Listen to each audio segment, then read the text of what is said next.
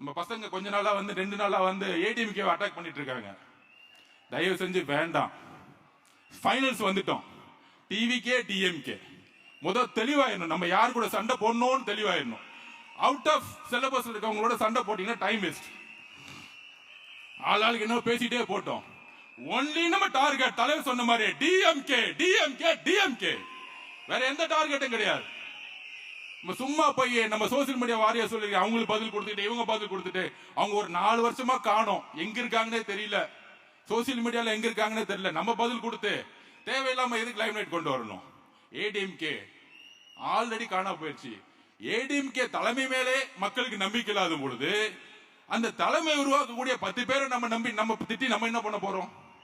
அவ்வளவுதான் election strategy, அவ்வளவுதான். அவங்க நம்ம என்ன பண்ண போறோம் சொல்லுங்க. அப்ப நம்ம சோசியல் மீடியா வாரியர்ஸ் தோழர்கள் ஒண்ணு சொல்றேன், ஃபோக்கஸ் டிஎம்கே. அவன் நம்ம 2 பேர் சண்டை போட்டு ஜாலியா உட்கார்ந்துட்டு இருக்கான். கிடையாது, நம்மளுடைய ஃபோக்கஸ் டிஎம்கே. அவங்களுடைய தவறு ஒவ்வொரு தறியிலும் இன்னைக்கு கஞ்சா சேல்ஸ் யார் எந்த ஆட்சியில் நடக்குது? இந்த ஆட்சியில் நடக்குது. எந்த ஆட்சியில ஊழல் நடந்துட்டு இருக்கு? இந்த ஆட்சியில நடந்து. 2026 திமுகவை தூக்கி எறியக்கூடிய நாள். நமக்கு தனிப்பட்ட முறையில் யாரு மேலேயும் வந்து பகை கிடையாது. இந்த நிர்வாகத்தை தூக்கி எறியணும், ஒரு நல்ல ஆட்சியை உருவாக்கணும்.